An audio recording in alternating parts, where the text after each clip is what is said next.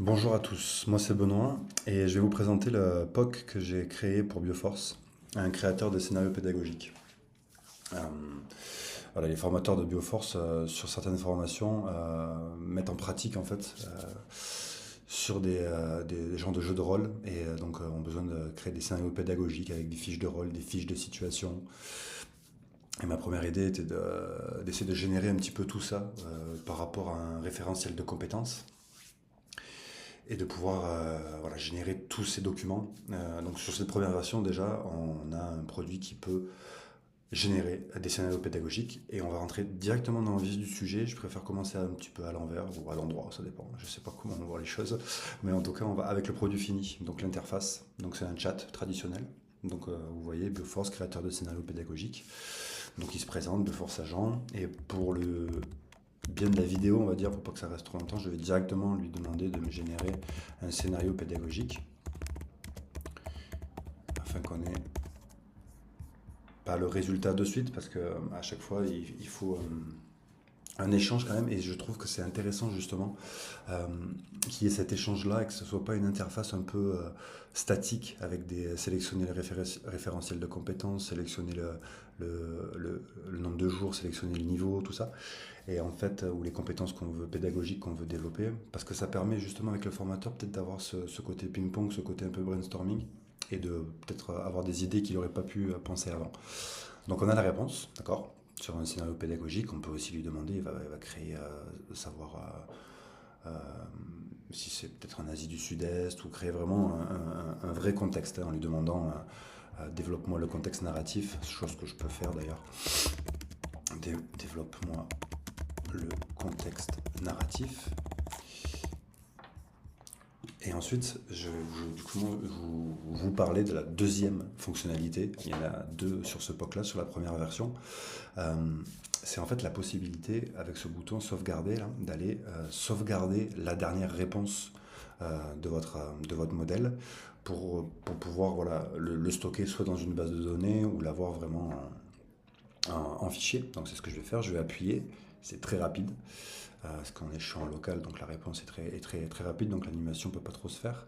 Mais donc à partir donc, de la dernière sortie, d'accord, euh, je vais sur mon Google Drive. Donc on est donc le 21 mars, il est 10h31. Je vais mettre à jour, il faut un petit peu mettre à jour. Et donc là on voit 10h31, 21 mars 2025, le 5h31, je pense qu'il y a un petit souci sur l'heure, en tout cas sur le formatage, mais on voit bien ici que c'est ici, 10h31, donc je vais cliquer. Ça sort en format texte, .doc, je veux dire. Voilà, c'est pas encore bien formaté comme j'imagine Bioforce le souhaiterait, mais en tout cas, il y a la possibilité de le faire par rapport aux bases de données où j'y reviendrai après. Mais c'est une première version et voilà, il y a la possibilité de sortir, de sortir la réponse et de pouvoir la mettre sur son Google Drive. Euh, la force, pour l'instant, de ce chat, c'est vraiment la possibilité de pouvoir échanger et d'avoir de nouvelles idées et on peut, étape par étape, développer ce qu'on veut pour arriver à un résultat un peu plus conséquent quand même que ce que je viens de vous montrer, mais là c'est pour le bien de la vidéo. Comment ça se passe derrière? J'ai utilisé N8N. Donc N8N, c'est un outil d'automatisation, un petit peu comme Make ou Zapier, et qui permet d'insérer un agent IA en fait dans le workflow, ce qui permet d'interagir, de s'adapter, d'échanger de manière assez cohérente et pertinente. Donc je vais vous présenter mes trois workflows. Le premier c'est mon RAG avec ma base de données Pinecone. Donc en fait c'est un RAG qu'on peut déclencher manuellement. Donc c'est ce que je vais faire, c'est on choisit en fait la base de données qu'on veut créer derrière la mémoire de notre agent. Et en fait, voilà, une fois qu'on a mis les documents, on peut aller les charger pour que notre agent puisse ici, hop, aller chercher dans la base de données les documents. Donc voilà, une fois que c'est fait, donc ensuite là c'est mon workflow pour mon agent conversationnel. Donc le webhook s'apparente à l'entrée, au prompt que va mettre le formateur. Et ensuite, là, l'agent donc, va chercher le message, ici dans le prompt. Et ensuite, là, on a le système message avec le prompt de mon agent, avec son rôle, sa tâche, l'objectif, le contexte, pour qu'il comprenne bien les étapes, le format et la contrainte. Pour que la sortie soit la plus pertinente possible. Donc sur la base de données, j'ai les référentiels de compétences, j'ai des fiches de situation, j'ai des fiches de rôle, j'ai les scénarios pédagogiques qu'on nous a fournis. Voilà, pour qu'il y ait le plus de contexte possible et le moins d'hallucination du modèle, ce qui permet d'avoir en tout cas des résultats qui sont en accord avec la base de données. Donc il faut travailler encore sur le format et sur la sortie, mais c'est déjà une première version qui peut être intéressante à utiliser. Dernier workflow, c'est le download conversation.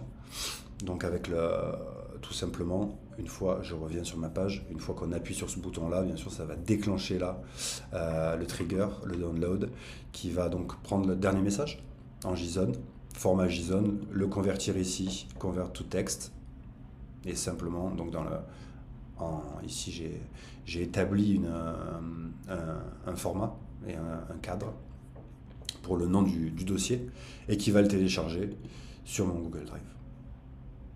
Donc le Google Drive du jeu au choix. Donc plusieurs améliorations.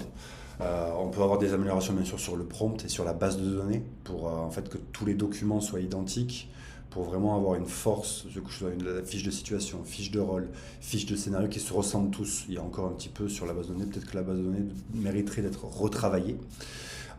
On peut sauvegarder, comme amélioration que je vois, on peut sauvegarder le résultat pour qu'il vienne directement se télécharger et se charger, je veux dire, s'uploader dans la base de données de Bioforce pour que notre modèle conversationnel puisse aller chercher et s'appuyer sur les nouvelles ressources en fait et que ça soit plus structuré.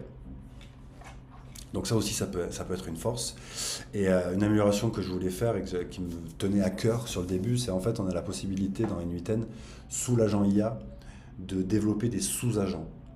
Donc c'est vraiment quelque chose qui pour moi aurait été très essentiel, que chaque partie, on va dire le contexte narratif, ait un agent qui se spécialise là-dedans.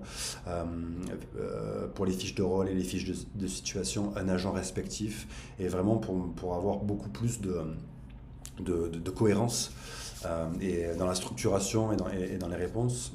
Bon, malheureusement sur cette première version c'est pas possible, mais en tout cas garder à l'esprit que c'est quelque chose qui est totalement faisable, mais avec un peu plus de temps. Pour terminer, juste derrière l'agent conversationnel, derrière l'interface, on est sur du React, voilà, avec un code avec du JavaScript. Donc c'était simplement pour vous partager. Je ne vais pas rentrer dans le code, mais voilà, quelque chose d'assez intuitif ensuite à l'utilisation et d'assez simple à mettre en place. Je vous remercie pour votre écoute et je vous souhaite une belle journée. Merci beaucoup.